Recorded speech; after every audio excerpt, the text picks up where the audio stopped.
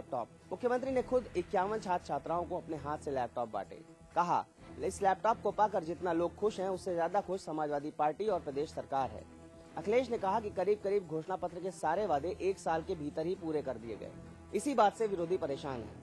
साथ ही भरोसा दिलाया कि वादों की लिस्ट पूरी होने के बाद भी उनके पास बहुत कुछ है, ये तो सिर्फ शुरुआत है। मुख्यमंत्री का इशारा मिलने से पहले ही उनके वजीरों ने मुस्लिम समाज को समझाया कि किस तरह से सपा के लोग ही उनके असली रहनुमा हैं। स्वास्थ्य मंत्री ने कहा कि मदरसे की लड़कियों की आंखों में अपने हाथ में 50 साल में भी लैपटॉप लाने का सपना नहीं होगा। अब सपा सरकार ने इसे हकीकत बना दिया है। अखिलेश के तेवर यूं ही नहीं बदले हैं। अखिलेश ने चुनाव के दौरान भी ये तेवर दिखाए थे। वादे पूरे होने से उनके हौसलों को ताकत मिली है। लैपटॉप के बंटने के बाद भी सियासत जारी है। लोग कहते हैं खास वर्ग का खास ख्याल रखा गया, लेकिन अखिलेश ने आज विपक्षियों पर जिस ढंग से हमला बोला, उन्होंने साफ कर दिया कि अब वो अपने विपक्षियों की बात यूं ही नजरअंदाज नहीं करेंगे। उत्तर प्रदेश की अखिलेश सरकार ने आज अपना एक और चुनावी वादा लैपटॉप वितरण पूरा कर दिया। हालांकि समूचे विपक्ष ने लैपटॉप वितरण को चुनावी झुंझुना और सरकार का प्रचार करार दिया है। समाजवादी पार्टी ने विपक्ष के आरोपों का खंडन करते हुए ये भी कहा है कि अब विपक्ष को भी लैपटॉप दिए जाएंगे, जिससे उनके मन का भ्रम खत्म हो जाएगा। उत्तर प्रदेश सरकार की सबसे महत्वाकांक्षी योजना लैपटॉप वितरण भी आज मुख्यमंत्री अखिलेश यादव ने शुरू कर दी। लखनऊ के कॉलविन तालुकेदार मैदान में एक बड़े आयोजन में मुख्यमंत्री अखिलेश यादव ने छात्रों को लैपटॉप वितरित किए। हालांकि विपक्ष ने लैपटॉप वितरण को चुनावी झुंझुना बताया है। भारतीय जनता पार्टी ने लैपटॉप वितरण को सरकारी धन का दुरुपयोग बताया है, तो वहीं कांग्रेस ने सरकार पर वाहवाही लूटने का आरोप लगाया है। वहीं प्रमुख विपक्षी दल बहुजन समाज पार्टी का आरोप है कि केवल चुनावी माहौल को देखते हुए सपा सरकार ऐसे काम कर रही है, जिससे लोकसभा चुनाव में इसका लाभ लिया जा सके। बहुजन समाज पार्टी ने ये भी कहा है कि सपा सरकार की मंशा ये नहीं है कि आम जनता को योजना का लाभ मिले, बल्कि मंशा ये है कि कैसे योजनाओं का चुनावी लाभ लिया जा सके। हालांकि समाजवादी सरकार का ये भी दावा है कि जिस तरह समाजवादी पार्टी अपने चुनावी वादों को पूरा कर रही है, उसने विपक्ष की बोलती बंद कर दी है और जब विपक्ष को लैपटॉप मिल जाएगा तो उनके मन से चुनावी झुंझुने का ख्याल भी खत्म हो जाएगा। देश में हो रही अधिवक्ताओं के साथ अभद्रता के चलते आज लखनऊ में अवध बार काउंसिल के अधिवक्ताओं ने हड़ताल की। देश में अधिवक्ताओं के साथ हो रही अभद्रता के चलते आज लखनऊ में अवध बार काउंसिल के अधिवक्ताओं ने हड़ताल की, जहां इस हड़ताल के बीच किसी भी तरह का न्यायिक कार्य नहीं हो सका। वहीं इलाहाबाद हाईकोर्ट भी पूरी तरह से बंद रहा, जहां अधिवक्ताओं ने इस बात का खेद जताया है कि लोगों का काम जरूर रुका है, लेकिन उन्हें भी अपना रोष दिखाने का पूरा अधिकार है। उन्होंने मांग की है कि जिन लोगों ने भी अधिवक्ताओं के साथ अभद्रता की है, उनके खिलाफ कड़ी से कड़ी कार्रवाई की जानी चाहिए।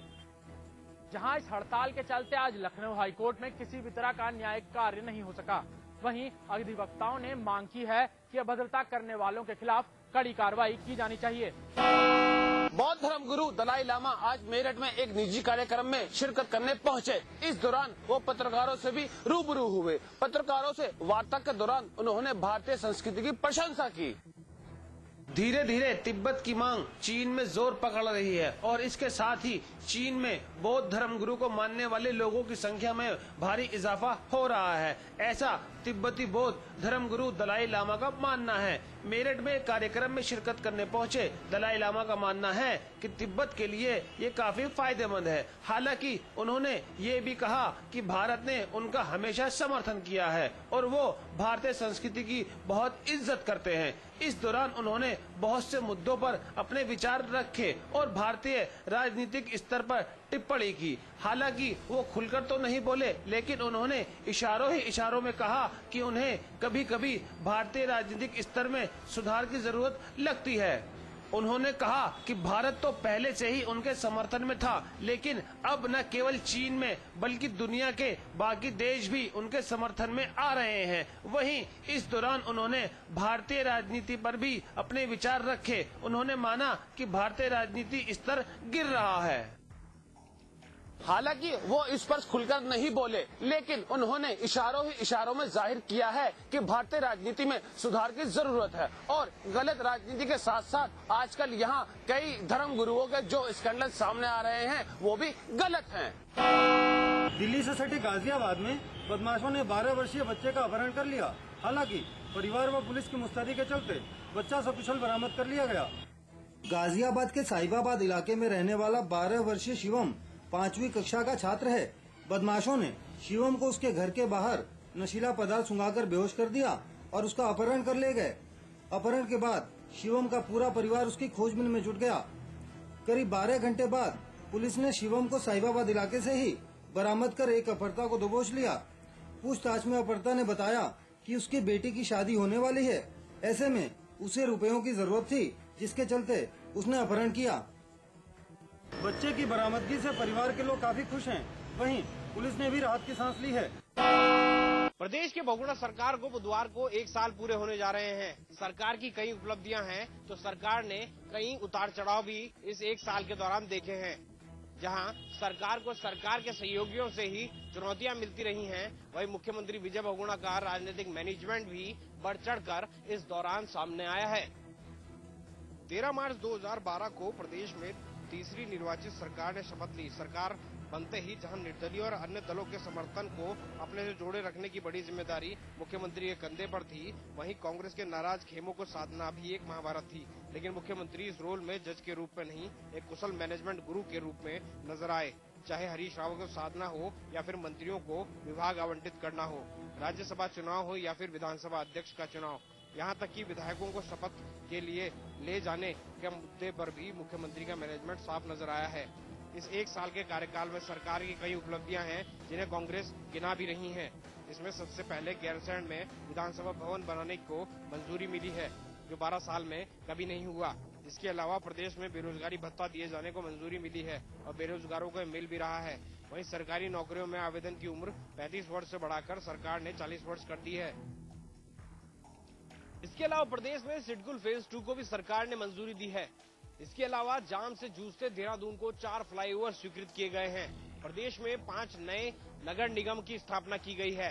2013-14 के केंद्रीय सांख्यिकी मंत्रालय के आंकलन के अनुसार विकास दर 6.2 से बढ़कर 6.8 हो गई है।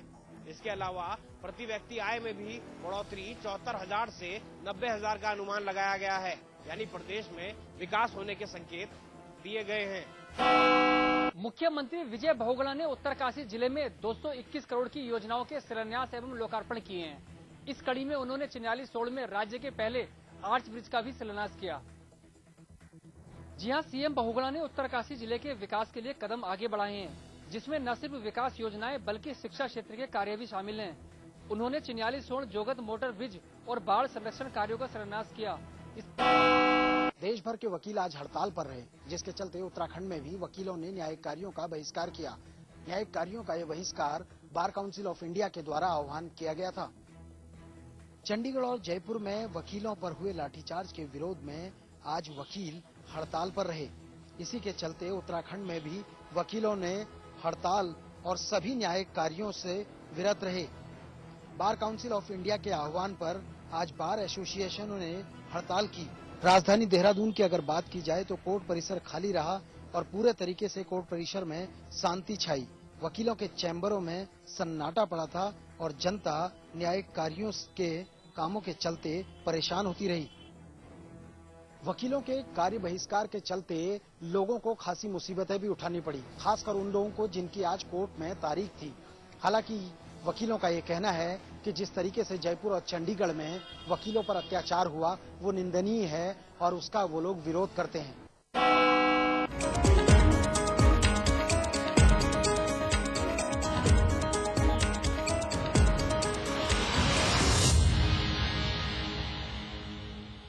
रजनीगंधा का कोई मुकाबला नहीं।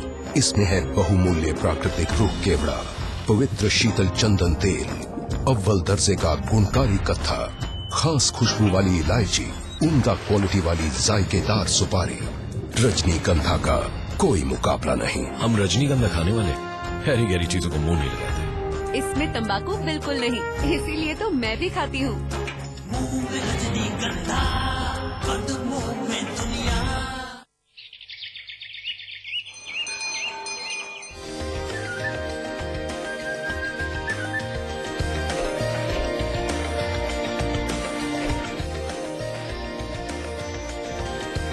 पेंटागन मॉल हरिद्वार उत्तराखंड का सबसे बड़ा मॉल और मल्टीप्लेक्स निर्माता सुपरटेक।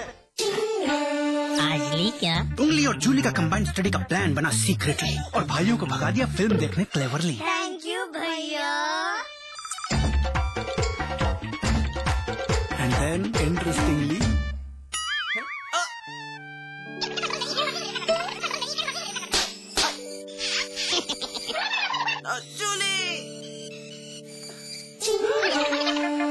Refreshing mini games. आज ली क्या? चिंता मत करो, बस अस्पताल जरूर जाना। सब अच्छे से होता है वहाँ, जांच, दवाई, बच्चे का जन्म और 2 रात अस्पताल में माँ और बच्चे दोनों की देखभाल। अरे देवर जी, अब हर सेवा मुफ्त है। सरकार का जननी शिशु सुरक्षा कार्यक्रम जो है, जच्चा बच्चा के स्वास्थ्य को लेकर चांस क्यों लेना? चांस क्यों लेना है, चांस क्यों लेना?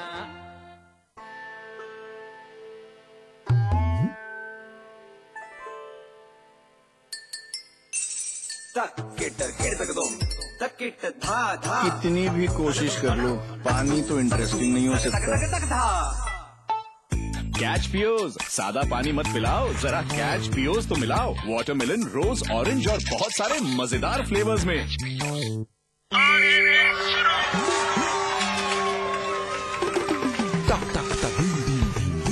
फिर से भाई बहन सबसे आगे, ये राज क्या है? अरे माँ, रेस के बाद सीधे घर पे आ जाना। स्वस्थ बच्चों का राज है सेहतमंद माँ। प्रसव के बाद माँ के शरीर को वक्त चाहिए। बच्चों के बीच रखे कम से कम 3 साल का अंतर। खुशी का मंत्र रखना याद, दूसरा बच्चा 3 साल बाद। अधिक जानकारी के लिए नजदीकी स्वास्थ्य केंद्र से संपर्क करें। इसमें टेस्ट है, तंबाकू नहीं। आप भी आजमाइए रजनीगंधा। रजनीगंधा।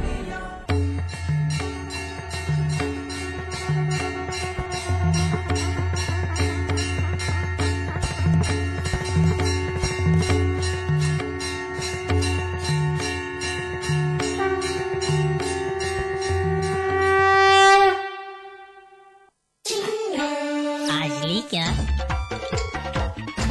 एंड देन इंटरेस्टिंगली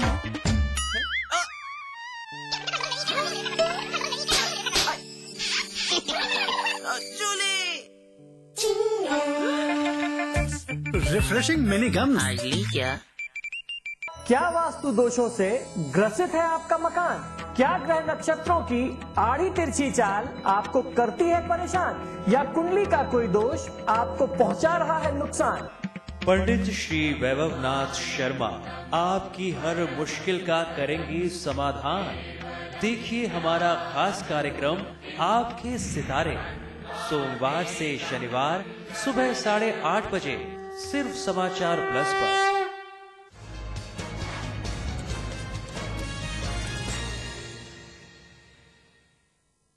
स्वागत है आप सभी का। आपके साथ मैं हूं नितिशा वंसल और वक्त हो चला है फाइनल रिपोर्ट का।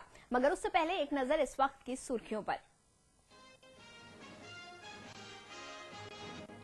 यूपी के छात्रों की इंतजार की घड़ियां खत्म। सीएम अखिलेश ने की लखनऊ से लैपटॉप योजना की शुरुआत। 10,000 छात्रों को बांटे गए लैपटॉप।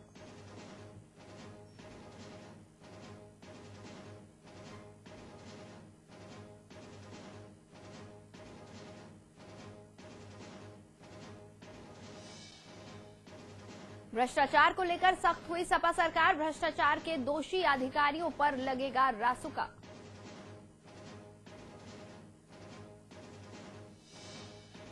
झारखंड में बीजेपी अध्यक्ष की नियुक्ति को लेकर अपनी ही पार्टी से नाराज हुए बीजेपी नेता यशवंत सिन्हा। राष्ट्रीय कार्यकारिणी छोड़ने की दी धमकी।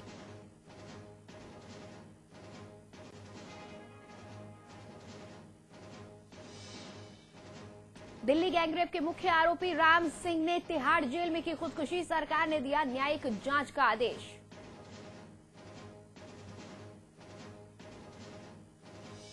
लखनऊ की सीबीआई कोर्ट में चलेगा डीएसपी जियाउल हक मर्डर केस। यूपी के एडीजी लॉ एंड ऑर्डर और डीजीपी ने सीबीआई के जॉइंट डायरेक्टर से की मुलाकात।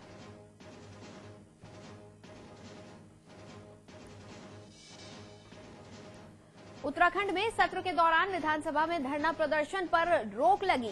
स्पीकर ने देहरादून के डीएम और एसएसपी को दिए सख्त निर्देश।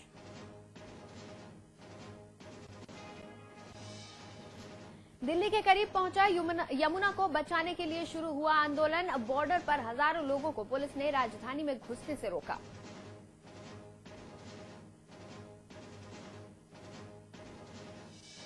कानपुर देहात में स्कूल के अंदर ही नाबालिग लड़की के साथ गैंगरेप की कोशिश। पुलिस ने